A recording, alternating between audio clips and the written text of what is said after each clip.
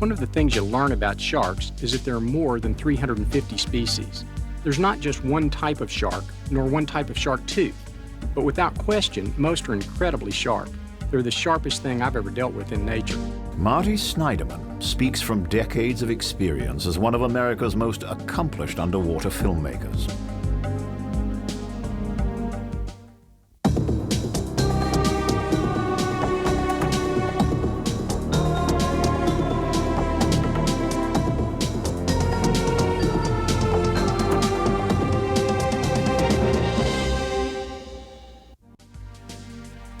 People ask me a lot about why I'm in this profession.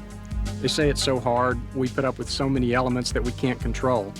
But the fact is, I don't know anybody professionally that has more fun on the job than underwater cameramen. We're out here in the wilderness, working with big, exciting animals. It's like being a little boy that has an excuse to go out and see the wilderness every day. I first started diving in Florida and in the Caribbean, but I realized 20 years ago or so, when I first got into this sport, that California was the center of the diving universe at that time. The ideas spread from California to the rest of the world. I felt like if I really wanted to be a part of this industry, I ought to come here. And I did, and I became a diving instructor in San Diego. Very soon after I'd become an instructor, I got hired to work in a store in San Diego called the Diving Locker. Just a matter of pure coincidence, for me anyhow, that a number of people that worked at this little bitty store in San Diego really went on to have careers in this field.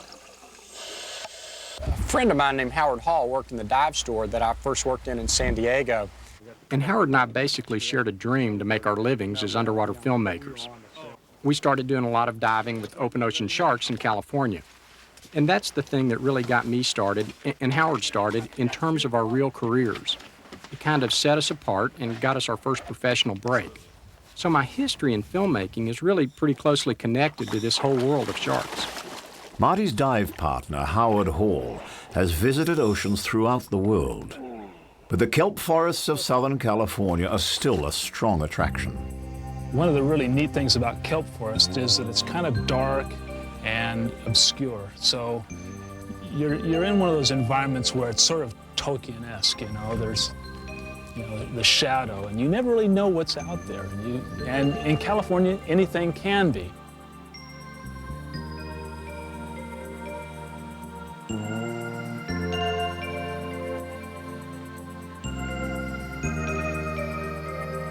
And it's sort of like a rainforest underwater. You've got enormous variety of animal life. You have the animal life all the way up the water column, sailing in and out the branches of these wonderful trees. On a good day, nothing beats that.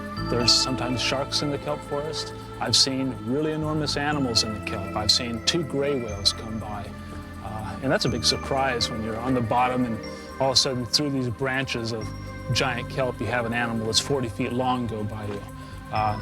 You never really know. There's white sharks here too. People see white sharks. I never have myself, but my day's coming, you know. There's all kinds of really amazing animals here, right in and around the kelp forest. So it's one of those places where you can see anything, anytime.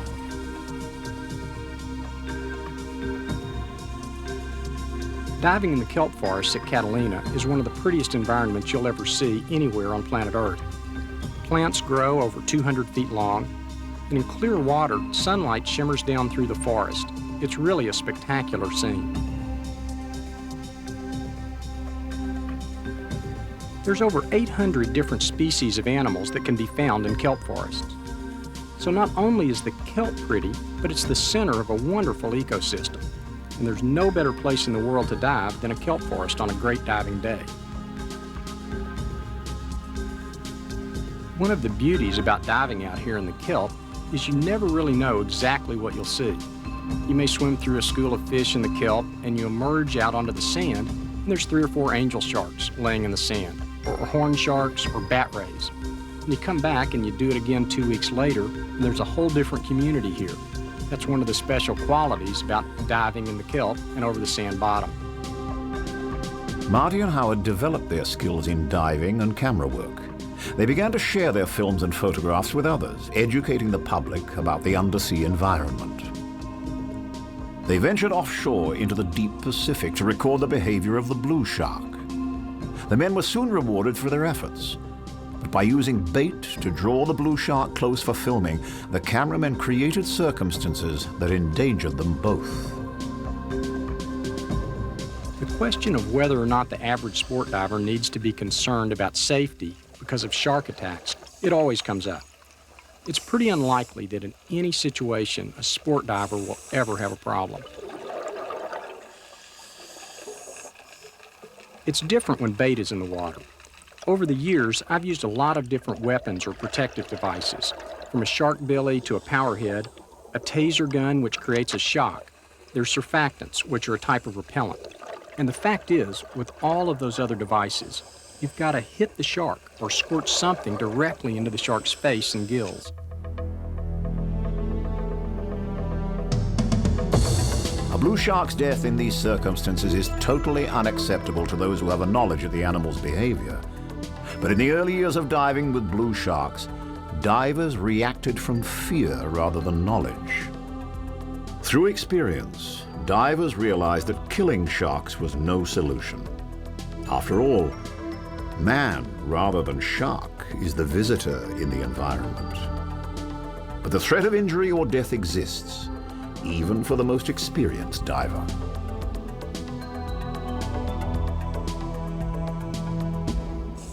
Marty has always told me that he was really afraid of being injured by a shark, and to the extent where, you know, I think it's even more frightening to Marty to be crippled than it is to be actually killed by a shark. And he's told me over and over again that if he ever gets bitten and, you know, seriously by a shark, and I had a loaded power head with me, what he wanted me to do is come up and just shoot him with it, kill him outright. And I think he was probably kidding, but I did see him get bit once, and the shark actually drew some blood, and I loaded my power head and came at him, and he had a change of heart. But that's about the closest I've seen Marty come to actually being injured. The men became friends and regular dive partners, bound together by their fascination with the deep ocean environment. They began working with a shark cage, an aluminum frame woven with wire suspended by rope from the dive boat. The shark cage served as a secure base from which to cautiously venture into shark-infested waters. The blue sharks, under normal conditions, keep their distance from man. But drawn by heavy baiting, they exhibit curiosity. A curiosity which could become dangerous aggression. Baiting in open water can attract other sharks, such as the tiger and the mako. The filmmakers were ever vigilant of aggressive sharks attacking from above, behind, or below. They learned that to obtain exceptional undersea footage, they needed to be in close proximity to the sharks.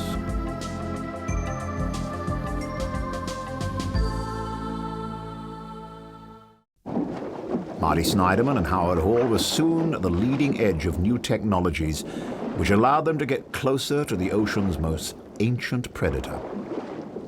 I think one of my favorite shots working with great white sharks is to be able to film them in slow motion as they bite, getting a real close-up of the action of the jaws. Sharks' jaws are not connected to their head the way ours are, but instead they have what is referred to as a protrusible jaw. When they open their mouth, their teeth have the ability to extend well forward, and then as the mouth starts to close, the teeth fold back towards the animal's stomach. And that's the idea the shark had in mind in the first place. The jaw structure works like a little shovel or bulldozer, pushing the food in towards the gut. That's what the shark wants to do, get the food or the bait and get it into its stomach. They don't have to chew their food the way you and I do. And it's a wonderful adaptation that helps the animal grab its food and push it into its stomach so that it can digest it. To shoot that and to capture it in slow motion, you see how perfectly adapted these animals are to their environment. They reach out, grab the food, everything about them pushes that food back into the gut where they need it. And it makes quite a dramatic sequence on film.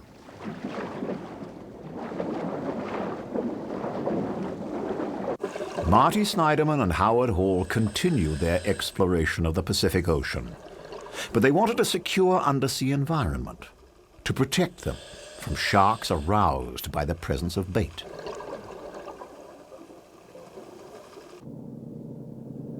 Based on knowledge gained through worldwide travel and consultation with other divers, Marty and Howard began designing and building more advanced shark cages. These welded aluminium frames could be transported far from shore on the deck of a dive boat and dropped into the ocean at areas known for abundant shark populations.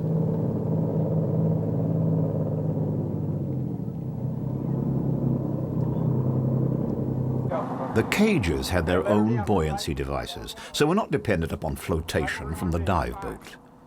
Bait was dropped, which attracted blue sharks from miles around to the boat and the shark cage suspended below. Out here in this open ocean setting with blue sharks, the only way you're really going to get close to these animals is to use bait.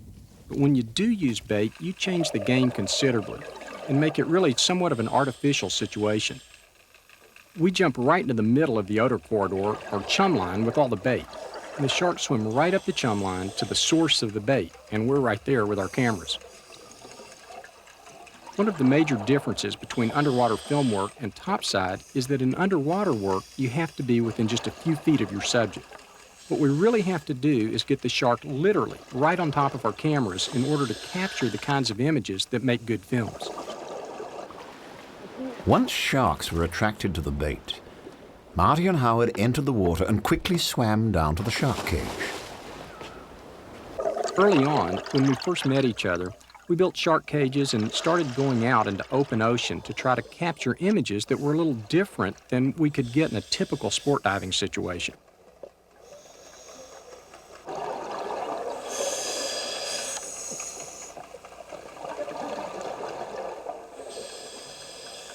Safe within the cage, the divers hand-fed the sharks to draw them closer for filming. The enclosure protected the men from a full-on attack and allowed them to focus their complete attention on documenting the world of the blue shark. The really magic thing about the marine environment is the way the animals relate to you. If you go to Africa or you go to, Alaska, you're not going to get real close to the animals. I mean, they don't come up and eat out of your hand unless they've been trained. In the marine environment, the animals don't relate to humans that way. They come right up to you. And some really amazing encounters can take place. Occasionally, these encounters can be more than the divers bargained for. In a television sequence set up by the divers, this determined shark has entered the cage and is wrestled out by the unprotected diver.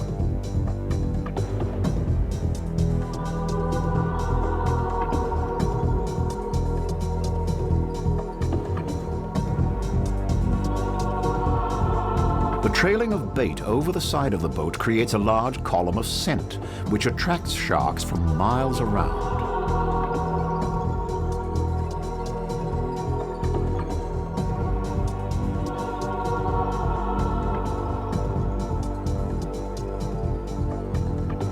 Once in the water, the divers offer large pieces of fish to further attract the sharks.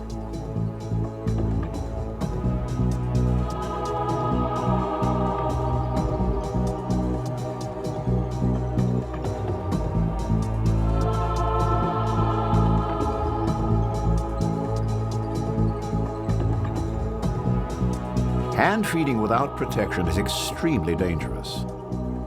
But the shark cage is restrictive and limits the cameraman's ability to get the very best shots. Swimming in the ocean means more opportunity to film sharks, but more risk of being bitten.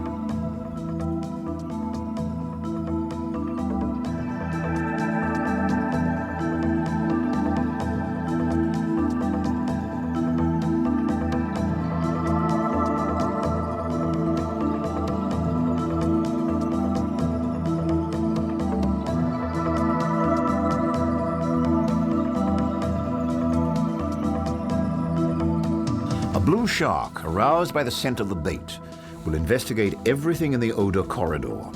It may even bite the shark cage.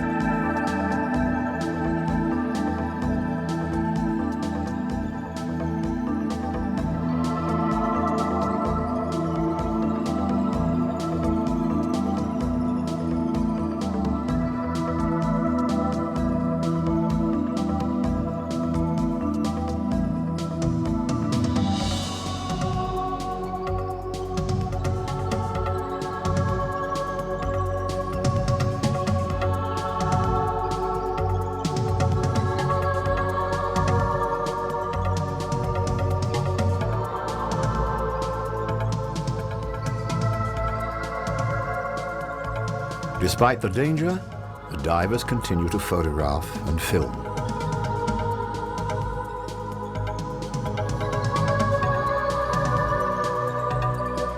Their determined quest for documentary footage educates millions of people who would never dare venture into this environment. The films supply marvelous images of the graceful blue sharks, their habitat, and their feeding behavior.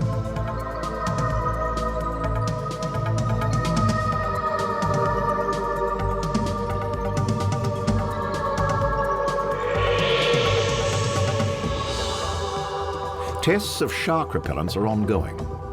Not wanting to rely upon this uncertain technology, Marty Snyderman and Howard Hall will sheath themselves in suits of armor, which will allow them to swim freely with the sharks. In order to participate more closely in the world of the shark, Marty Snyderman and Howard Hall are among the first to dive in a radical new protective device. The shark suit was co-developed by Ron and Val Taylor from Australia and Jeremiah Sullivan, who's a naturalist in San Diego. And I think the idea was born from butcher's gloves. Gloves that butchers used to wear in a meat market when they would be in a hurry and carving lots of meat, and the glove protected their hands. I think they just took that idea and decided it would be very effective against the teeth of sharks and put the suit all over their body instead of just on their hands. Well, the shark suit is one of these interesting pieces of gear that you kind of love it and you hate it. For the average diver, even the average diver that regularly sees sharks, it has no value whatsoever. But if you're doing the kind of thing that Marty does and I do occasionally, where you're baiting sharks and you're attracting them right to you, and then you're insisting upon being right there when the sharks arrive, having a shark suit on is just prudent safety. The dangerous part of it is that the shark suit weighs 20 pounds or so, and there's no way you can get that weight off. It's also not very flexible, so you can't bend your legs, you can't bend your arms. You cannot get that thing off if you have to. If your fins come off, you can't put your fins back on by yourself. I mean, you're effectively about 25% capable in the water compared to the way you normally dive. And you're often diving where the bottom is 2,000 feet below you. So if something happens, if your buoyancy compensator fails, you lose your fins, it can be pretty serious. So you have to ask yourself, which is worse? Being out there with this 20-pound thing on over open ocean, or being bitten by the sharks? And that's a real fair consideration. I wear the suit about half the time when I'm working with blue sharks out here. When I'm not wearing the suit, I'm inside the shark cage. It's only because we heavily bait the water and we try to get the sharks as close to the camera as possible that we ever need something like that. Nobody else really needs it. The shark suits will allow Marty and Howard to work with the sharks outside the cage. The undersea wilderness that awaits the men is a far cry from the crowded Southern California harbor.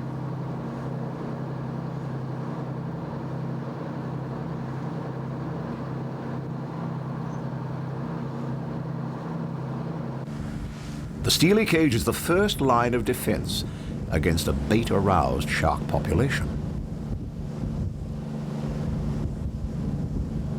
While the captain drives to the dive site, the men suit up in their elaborate gear. The shark suit is made from approximately 400,000 individually electronically welded stainless steel links. For a guy my size, a suit weighs about 16 pounds. The water has been heavily baited. The hungry blues begin to appear. I'm often asked what the shark suit costs. It's always struck me as an interesting question. I'll answer that it's about $8,000. Obviously, that's an expensive piece of gear, and people react to that. But my question has always been, how costly is it if you're not wearing the suit on a day you should have been? The idea is that the suit not only blocks the tooth penetration, but it also spreads out the bite pressure over the whole surface of the bite area. Protected by the shark suits, the men can engage the sharks in a variety of behaviors. This baiting is done only for filming, allowing a close-up view of the sharks, which may help to change misconceptions about these great creatures of the deep. What the shark suit really allows me to do is devote 100% of my attention to my film work. I really don't have to be concerned for my personal safety at all. when I'm out here diving with blue sharks or mako sharks, or a lot of different species. The shark suit is not the end-all of end-alls. It won't protect you against the bite of a great white shark or a number of other large species of sharks, but it's a very, very effective tool with the vast majority of sharks that I'll ever encounter.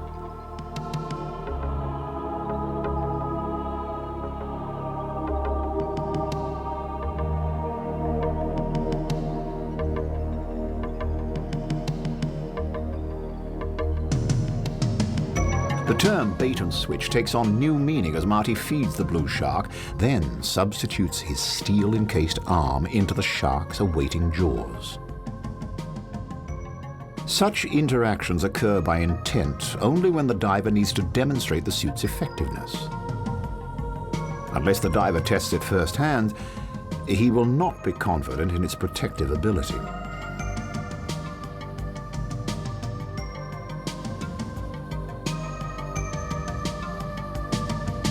Sharks exert enormous pressure as they bite, but it is the sawing motion of their sharp, serrated teeth which cuts through the flesh.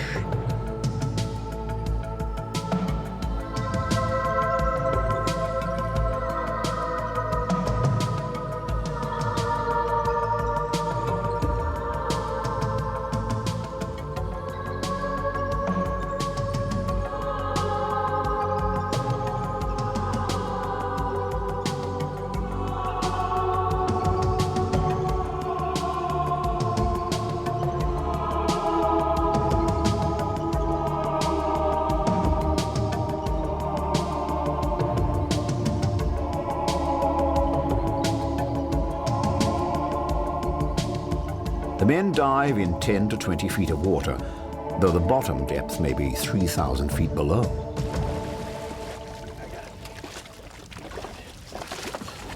This thing really reduces your flexibility some.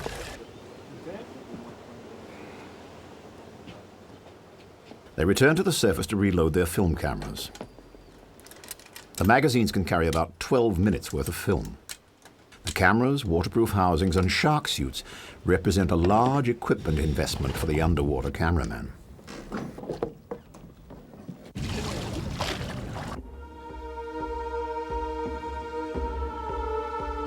When you're wearing the suit, you're constantly being bitten by sharks. You're baiting the water, and often you're baiting your body. You're right there where the sharks expect to find something to eat. They're not really aggressive about it. They're just hungry, and they swim up an odor corridor thinking that there's something at the end of it, and they find you, so they bite you. When you're wearing the suit, I mean, you don't even turn around. Lots of times all you're concerned about is holding the camera still. So being bitten when you're wearing the shark suit is not a big deal. And when you're wearing it and you're working in those conditions, you're bitten all the time. Now comfortable in the shark suits, the men gain more experience baiting and filming in the open ocean.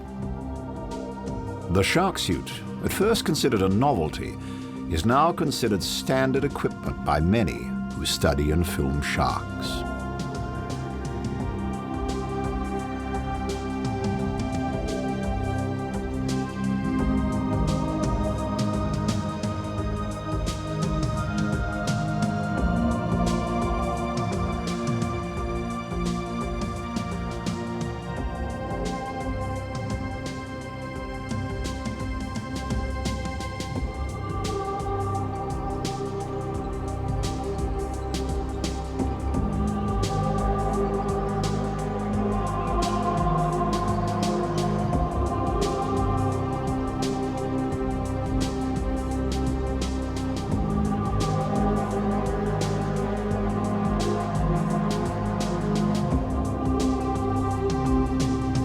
On the cutting edge of shark behavior, Marty is making final preparations to use both his suit and his metal in the effort to prevent shark attack. He is one of the few people in the world willing to offer himself as human bait for a research experiment that will test a new, untried shark repellent.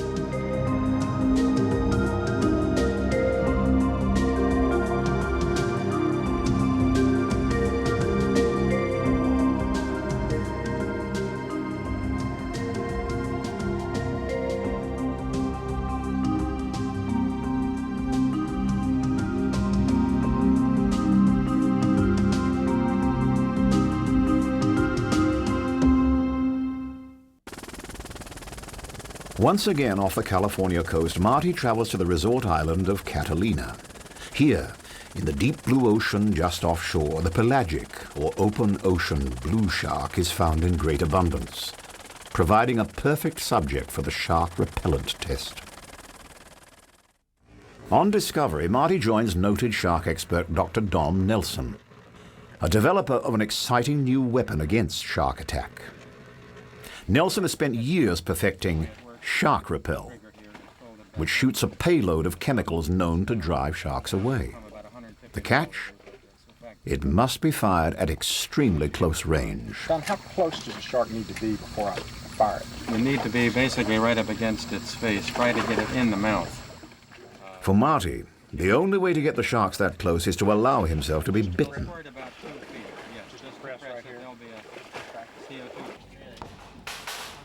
Dr. Nelson's student crew will join Marty in the water as safety divers. Without steel suits of their own, they will use a cage as a refuge from the hungry shark.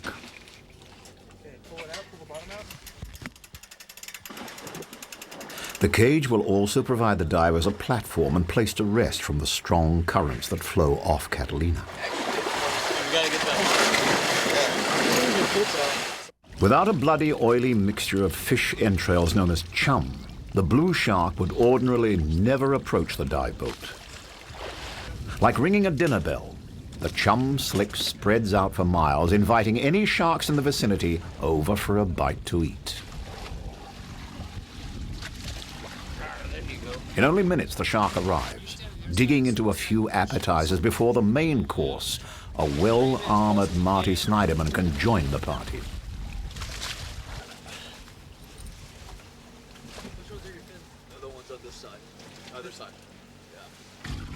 The blue sharks make perfect subjects for the shark repel test. Although they're not considered man-eaters, they're very aggressive and show no fear. Excited by the presence of bait, they will deliver a powerful bite, and like bulldogs, will not release until they are forced away. As he has done 100 times before, Marty hopes to entice the sharks to bite his steel-clad arm. Then, with the sharks in full frenzy, fire the chemical gun and drive them away. Without his years of experience in the ocean with these sharks, Marty would be risking a devastating injury. He has taken every precaution, but when frenzied sharks are in the water, anything can happen.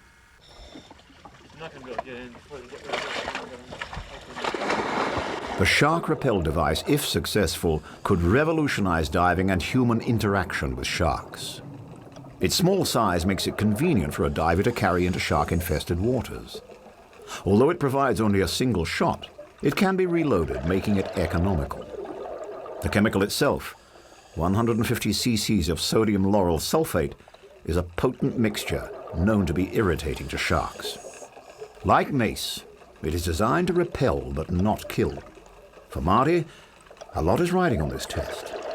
He hopes this non-lethal method of shark protection will replace the deadly bang sticks and powerheads of diving's not-so-environmentally friendly past. With the sharks circling Marty, but still wary, safety diver Rocky Strong serves up extra helpings of flaked fish to excite the blues. But when an uninvited guest raids his kitchen, Rocky is forced to bounce the overeager shark from the premises.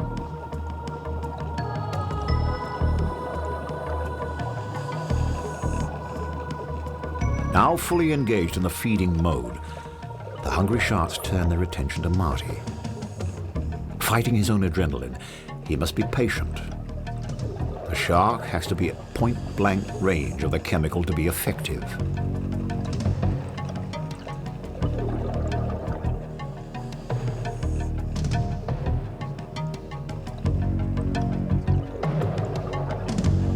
Then a problem.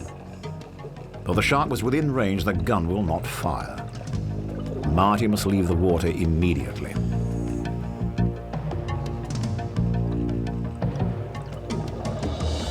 Back on Discovery, a disappointed Dr. Nelson must quickly repair the device before the sharks lose interest and leave the divers. Years of testing are at stake. What I did was go Like that, like that, like that, like that, like that. And finally I went like that and went, put my hand right up on top of it and it fired. Looks like this cartridge just barely fired. With a few minor adjustments, the gun is repaired and the sharks have remained. Marty will return to the water. The sharks are more curious than ever. And another male, a 7-footer, has joined the party.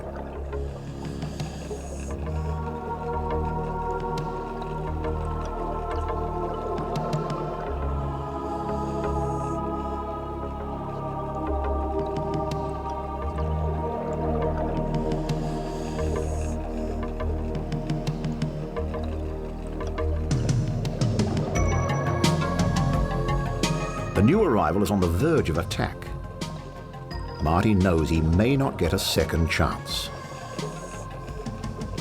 Seconds after the chemical came in contact with the shark's gills, it immediately went to work. Driven away but unharmed, the blue would not return. Shark Repel is a success. His job finished here, Marty will rejoin Howard in their continued efforts to positively promote sharks.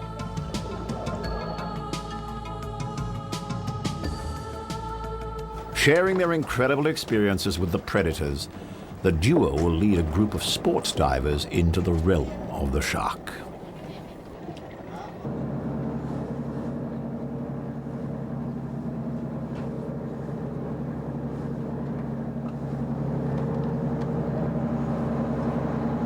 We've got a shark cage, and we bring average sport divers, people who are just curious to know about life in the open sea and about blue sharks, to have an up-close and personal first-hand encounter. We bring these people out here and allow them to spend some time in a shark cage, and they're able to see and photograph blue sharks. By using the suit, I can stay outside of the cage and basically bait the sharks with fish in my hand, bait them right up to the cage so that people that come out here with us really get a first-hand look at these animals.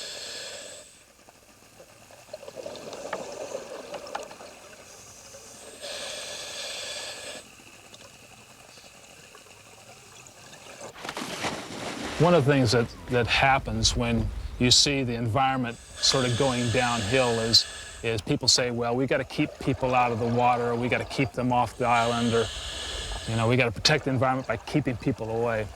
I tend to believe that we need to develop some kind of symbiotic relationship between humans and animals. And if we really want to keep the animals around, sharks are a good example. If we want to keep blue sharks around, we have to have some kind of symbiotic relationship where they benefit and we benefit. And one of the ways we can do that, besides just eating them, because that's really wiping them out, is we can take divers down and let them see them. And we can take cameramen down and let them film them. And we can show these images to people on television. They derive some value from that. And the people that get to go down and see these animals firsthand derive some value from that. And I think that ecotourism, which is kind of a new term, where you take people and you put them in the environment, it certainly does damage the environment to some extent. But I think the value you get back from that, the animals get back, is that there is some driving force to keep the animals there because there's some value to them. And I think it's worth taking people out, letting them dive with blue sharks. They get some pleasure out of that. It's great. Escorting divers to see the blue sharks allows Marty and Howard to initiate others into this spectacular world.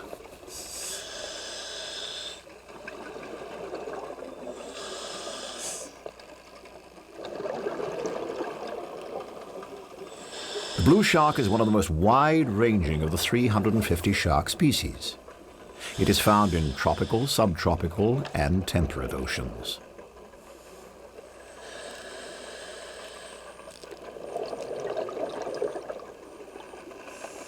The blue's preferred habitat is the top several hundred feet of very deep water. It is very rarely seen close to shore. Divers must travel to the deep ocean and bait heavily to attract the blue.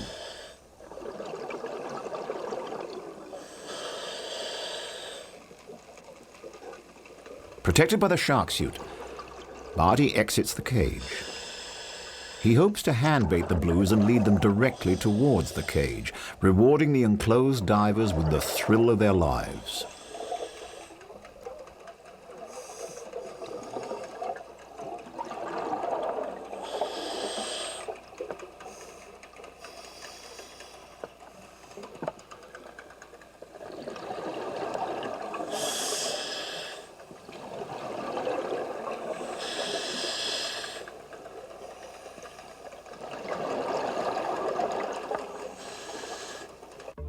The blues grow up to 13 feet long. Although their regular diet consists of small schooling fish such as anchovies and herring, they have been known to attack humans. Hundreds of blue sharks have been documented congregating around life rafts after air and sea disasters, harbingers of death for those who remain in the water. Drawn by the bait and oil from the fish which surround the cage, a blue satisfies its curiosity. Its thorough investigation of the divers gives the humans a close-up view they will never forget. Marty, outside the cage, continues to bait the sharks and begins to film. Dozens of blues surround him on all sides, nipping at his fins and air holes.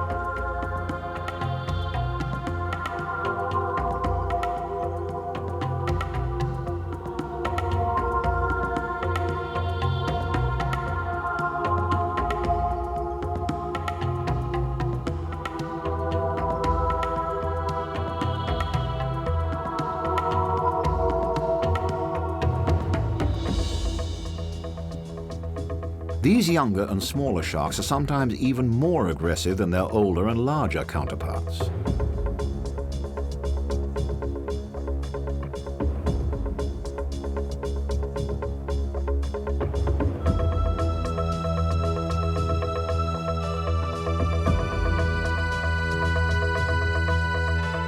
When sport divers first began diving with sharks under expert supervision, they were occasionally allowed to hand bait.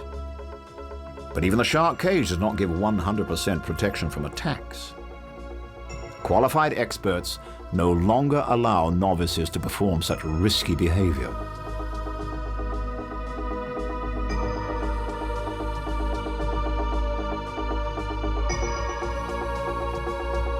The blue shark, like the great white, has a protrusible jaw. Its teeth clamp down on the entire fish and methodically move it down the throat to its hungry stomach.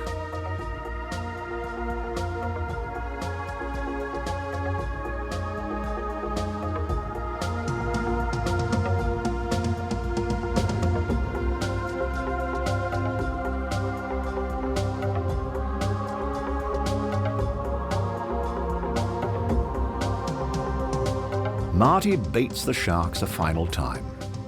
They've grown accustomed to his presence and are unafraid of this strange new creature who has invaded their habitat. He draws the sharks closer to the cage to give the divers one last glimpse of the majestic fish.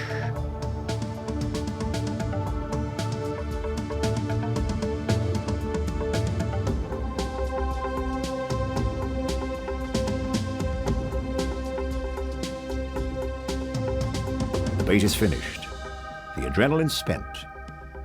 These divers leave the water with a newfound awareness of the shark and a commitment to its protection and preservation.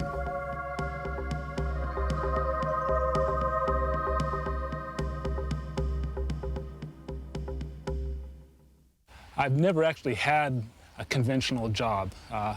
When I was in college, I put myself through college by teaching diving. I worked at a local diving store, and that's not like really working.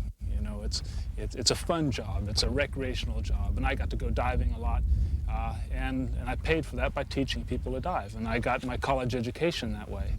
And then when I was finished with college, I got a degree in zoology. I started looking for ways to continue diving and continue having fun in diving without really working for a living. And underwater photography sort of presented itself as a way to go diving, see really exciting places, different places in the world, and get a chance to dive. And I made my hobby my vocation. Over the years, I've worked on an awful lot of film projects about sharks, and I think it's natural that when you first start in the film business, you're just dying to be part of a project. Any project, just let me go. And over time, you learn more and more about this business. You learn about these animals. And it's maybe a little bit arrogant, but after you've done this thing for 20 years, I guess I feel like I have a little bit of something to say about sharks and the shark world. After you spend a lot of time out here, you fall in love with these animals. And I'm concerned about what I love. There's no question that worldwide we're overexploiting and overfishing sharks. They can't reproduce as fast as we are killing them, and it bothers me. The men have traveled all over the world, finding beauty and excitement at remote islands and crystal seas. Cocos Island is about 300 miles off the Pacific coast of Costa Rica. It's a little bitty island. It's only about 15 square miles, and it's basically out in the middle of nowhere. I think almost every diver, once they've been diving for a while, wants to see big, dramatic animals. And there's no place like Cocos to see Mr. Big, whoever that might be. From whale sharks and manta rays to schools of hammerheads, silky sharks, silver tips, white tip reef sharks, it's a wonderful, wonderful place. It's the wildest place I've ever dived. The first time I was ever in a big school of hammerheads was in a place called the El Bajo Seamount in the Sea of Cortez. It is a staggering sight to see those animals. There are dozens or hundreds of hammerheads, and they just keep coming and keep coming and keep coming. And it's so foreign. You can't help but think I'm in the middle of hundreds of sharks, and it ought to be dangerous. But I didn't feel threatened. I felt lucky. In terms of the population of the world, there's very, very few people that have been in the middle of these schools. Marty and Howard believe that sharks and other marine life can offer us a new way of looking at all life on Earth. Humans are an incredibly arrogant species. I mean, incredibly arrogant. We've placed ourselves at the top of the totem pole and we say we are the most intelligent thing on this planet. But when you define the word intelligence, you look it up in a dictionary written by human beings, and it is defined most like human beings. But when you look at the brain of a dolphin or a whale, it's this thing this big. It's bigger than a human being's brain. So what does a whale need a brain this big for? And when you start asking yourself that question, especially when you understand that a brain is a very energy-expensive organ, and you wouldn't have it over a period of evolutionary time if you weren't doing something important with it. They may not be intelligent, but they're doing something really impressive with that brain, and we have no clue what it is, no clue at all. In the legends of sea lore, manta rays are often referred to as devilfish, and they have often been thought of as being dangerous animals. Nothing could be further from the truth. They're incredibly graceful, not necessarily shy, although often wary about divers, and at other times quite curious. But they're such majestic, graceful animals. A large manta ray may be 18 to almost 20 feet across. To watch them glide in from the edge of visibility to come right up to you, they're so, so graceful. And they're just one of those animals that you realize how well they're designed for life out here in the marine environment and how inadequately or poorly equipped we are to be out here with them.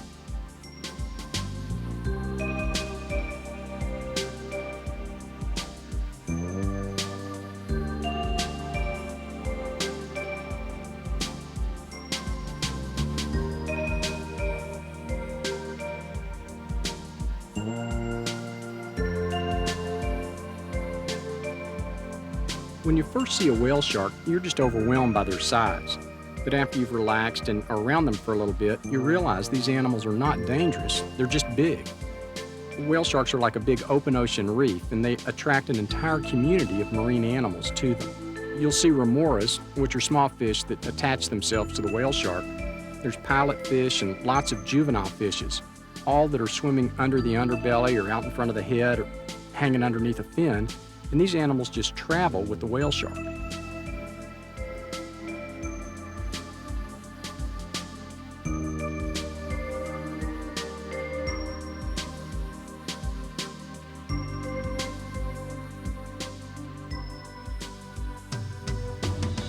It doesn't matter when you start diving.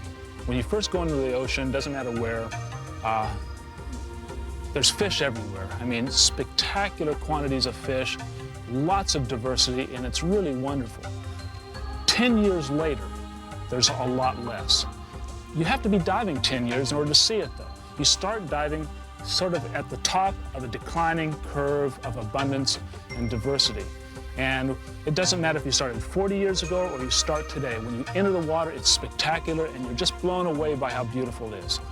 If you stay for 10 years, though, 10 years later, there's nowhere near as many fish. The environment is largely degraded compared to what it was when you started, and you see how rapidly the whole thing is in a spiral dive.